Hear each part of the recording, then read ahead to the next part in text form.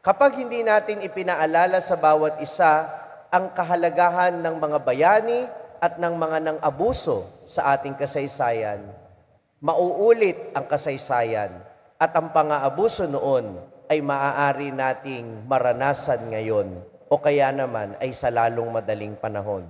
Gusto nyo ba yon? Gusto nyo bang maulit ang madilim na kasaysayan? Pues, wag nating pagtakpan yung mga dapat na ihayag natin.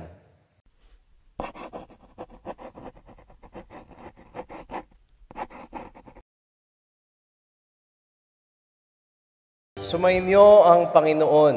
At sumainyo rin. Ang mabuting balita ng Panginoon ayon kay San Lucas. Papuri sa iyo, Panginoon. Noong panahong iyon, sinabi ni Jesus, "Kawawa kayo, ipinagtatayo ninyo ng magagarang libingan ang mga propetang pinagpapatay ng inyong mga magulang.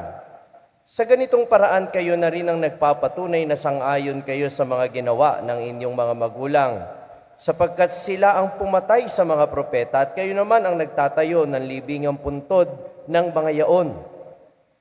Dahil dito'y sinabi rin ng karunungan ng Diyos, magsusugo ako sa kanila ng mga propeta at ng mga apostol, ang iba'y papatayin nila at uusigin ng iba. Sa gayo'y lalagpak sa lahing ito ang parusa dahil sa pagpatay sa mga propeta buhat ng itatag ang sanlibutan. Magmula kay Abel hanggang kay Zacarias na pinatay sa pagitan ng dambanang sunugan ng mga handog at ng gusali ng templo. Sinasabi ko sa inyo, lalagpak sa lahing ito ang parusa dahil sa kanilang ginawa. Kawawa kayo mga dalubhasa sa kautusan, sapagkat inalis ninyo ang susi ng karunungan.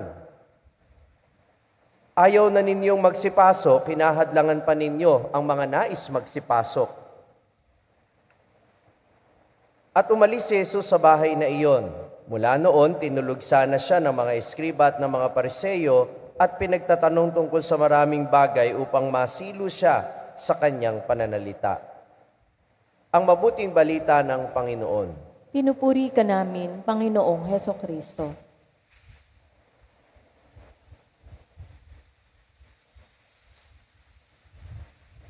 Magandang umaga po sa inyong lahat.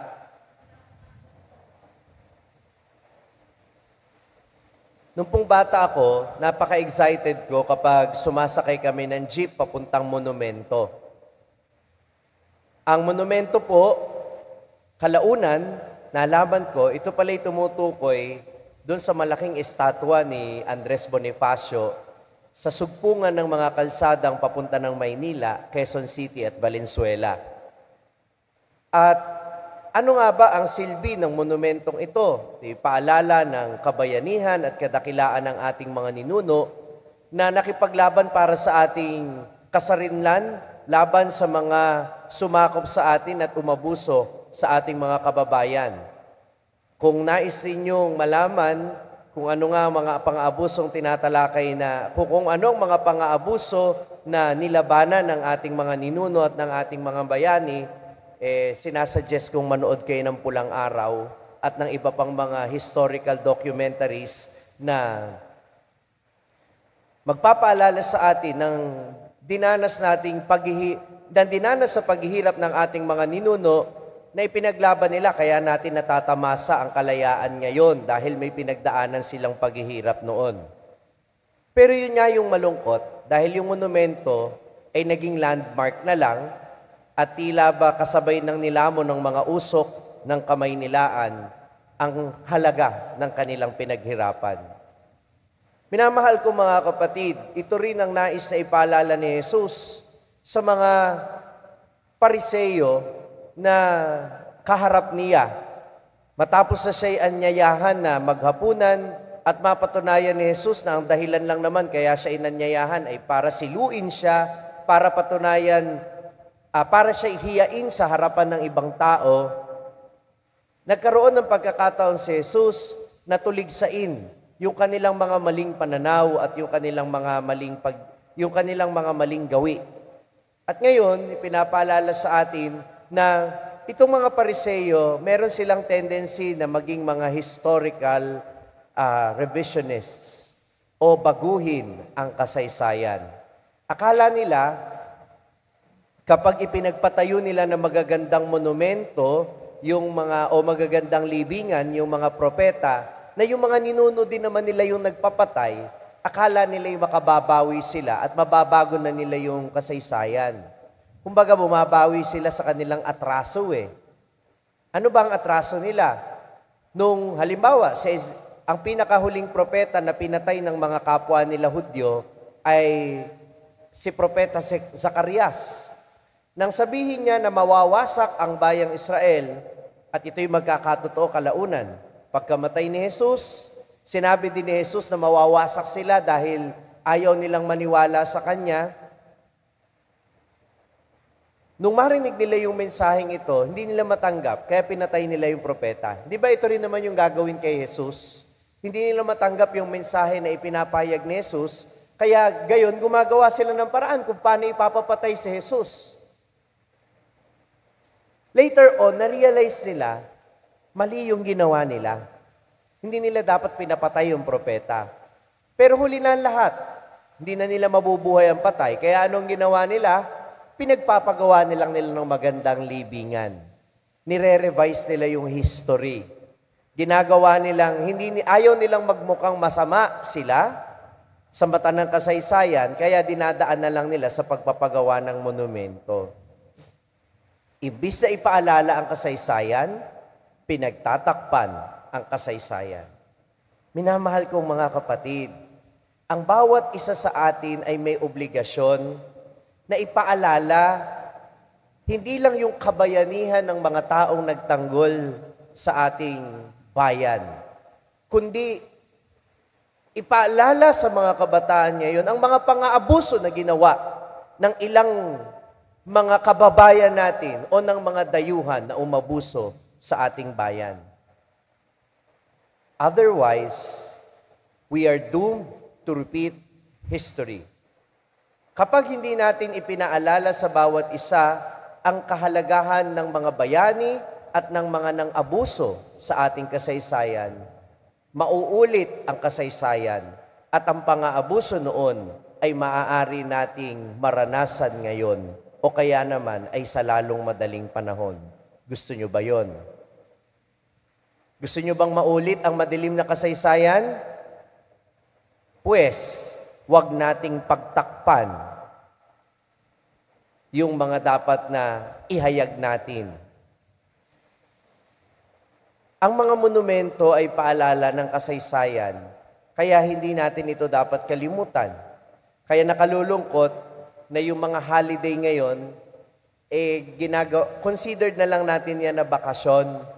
Hindi na tuloy nagtatanong yung mga bata, bakit nga ba bakasyon? Bakit walang pasok? Naiintindihan ba ngayon ng kabataan kung ano ang kahulugan ng EDSA? Naiintindihan pa ba ng mga tao ngayon kung ano ang ibig sabihin ng National Heroes Day? Alam pa ba nila yung Death March? I-check po ninyo sa mga anak ninyo at sa mga apo ninyo. At kung hindi, siguro'y dapat na kayong magkwento. Dahil kapag hindi nila alam ang kanilang kasaysayan, anong mangyayari? Tanong niyo sa akin, anong mangyayari? Mawawala na rin sila ng malasakit sa ating bayan. O, mag-e-eleksyon na naman. Baka na naman iboboto na naman ninyo yung mga may history ng pang-aabuso. Baka ang iboboto ninyo yung mga taong gumagawa ng paraan para baguhin ang kasaysayan. Paalala lang. Kapag nawala ng sense of history ang mga susunod na henerasyon, mawawala na rin po sila ng pagmamahal sa ating bayan.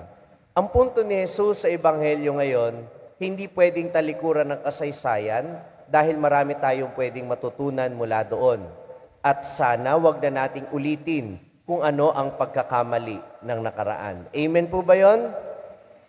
Si San Ignacio na pinagdiriwang natin ngayon, si San Ignacio ng Antioquia, ay naging kahalili ni San Pedro na maging tagapangasiwa ng Antioquia.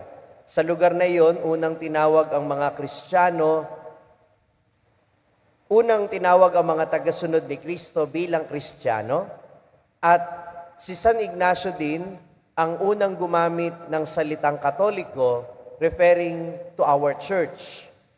So, saan matitrace back yung paggamit ng simbahang Katolika? Yan ay kay Saint Ignatius of Antioch. At ano ang halaga ng ginawa niya? Na nagkaroon ng sense of identity ang ating pananampalataya. Ipinakilala niya kung sino tayo, na tayo itinatag ni Kristo hindi lamang para sa ating sariling kaligtasan, kundi para tawagin ang sangkatauhan para maligtas kay Kristo Jesus. Kaya ito yung maalala natin na our Catholic identity is rooted always in our history. Kaya, hindi po pwede na ang isang Kristiyano hindi alam ang kasaysayan natin. Hindi po pwede na ang isang Pilipino hindi alam ang kanyang kasaysayan. Dahil kung hindi natin alam ang ating kasaysayan, bilang Pilipino at bilang Kristiyano, wala tayong tunay na pagkakakilanlan. Amen. San Ignacio ng Antioquia, ipanalangin mo kami. Mula sa makasaysayang simbahan ng Baraswain, binabati ko kayong lahat at nagpapasalamat ako sa patuloy ninyong pagsuporta sa aking social media ministry, ang Sa Madaling Sabi. Ang aking mga pagninilay araw-araw ay maaari din po ninyong marinig sa #1 Catholic prayer app sa buong mundo, ang Hallow app. Alam nyo ba na maaari din ninyo itong i-download ng libre sa inyong Google Play Store at Apple App Store para manatili kayong updated sa mga pagninilay sa Ebanghelyo araw-araw. Gayun din naman, huwag niyong kalimutan na i-like at mag-subscribe sa aking social media platforms na makikita po ninyo dito sa ating screen para manatili kayong updated sa mga bagong contents. Maririnig din ninyo ang aking podcast sa Spotify. Naglalabas po ako ng content every Thursday at yan po ang Sabihin Mo sa Akin. Kung na-inspire at na-bless ka ng reflection na ito, huwag mo sanang kalimutan na i-share din ito sa mga kapamilya o kaibigan mo na nangangailangang marinig din ang mensaheng ito. Ako po si Father Franz Dizon, ang content creator ng Sa Madaling Sabi, sharing the message of salvation. Hanggang sa muli.